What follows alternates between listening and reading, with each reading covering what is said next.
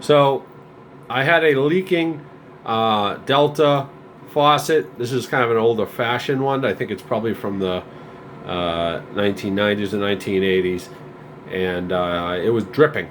So underneath there's two valves, and I closed them off, and I was able to figure out that it was the cold one. But I think the water might have oxidized a little bit because the handles were hot. So I shut the water off the house and had to tap it pretty good with a wrench or pair of pliers, and it came loose. And then I came up here and I popped the top off. A lot of it's pretty standard. You just pop that cap off, and underneath's a Phillips head screw, and you just use a screwdriver. So flathead to get the top off. And, once you get that off, inside is a, you got a thing there called the, it's a screw that holds it on. They call it like a bonnet something or other. And once you get that off, then you get your faucet cartridge, which is this bigger item here. And you can see that there's a spring and a little plastic thing. I guess they kind of call it a washer, but it's a cup. It's a plastic. I think of a washer as a... again, ours was really oxidized in, so I've seen some YouTube videos, and people were just popping this out, the cartridge, relatively easy. Some people use pliers, and it was a little bit of an effort. I was pulling like a full effort with some lineman pliers, just pulling the thing real hard, and it wouldn't budge. So I did the same thing I did with the valve underneath. I tapped it really good with a wrench, and then it came out.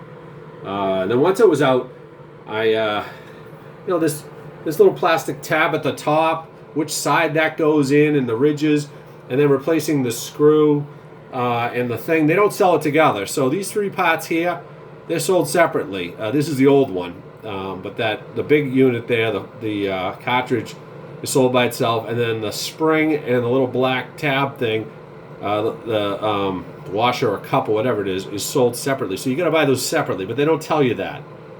They don't tell you, you don't know a lot of stuff. They make it sound real easy on the how-to videos, but for a dog like me, I just need something I can wrap my dog mind around. But I got it done. There was some, the big part with ours was, I believe it was the oxidized parts that made everything a little harder. So that was a bit of a thing. And then also that these are sold separately. Nobody tells you that unless somebody on YouTube did. And then I put it in, and which side the plastic thing goes in, I don't know. I just played around with it a bunch of times.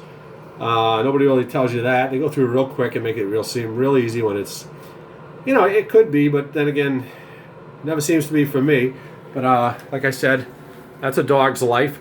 But I got it done, and we got it done.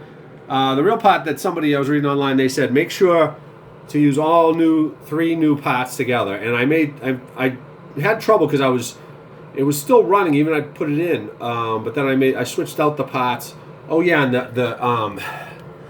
that little spring, it's narrower at the top and wider at the bottom, and that's how it goes in. So you're gonna have that the right way.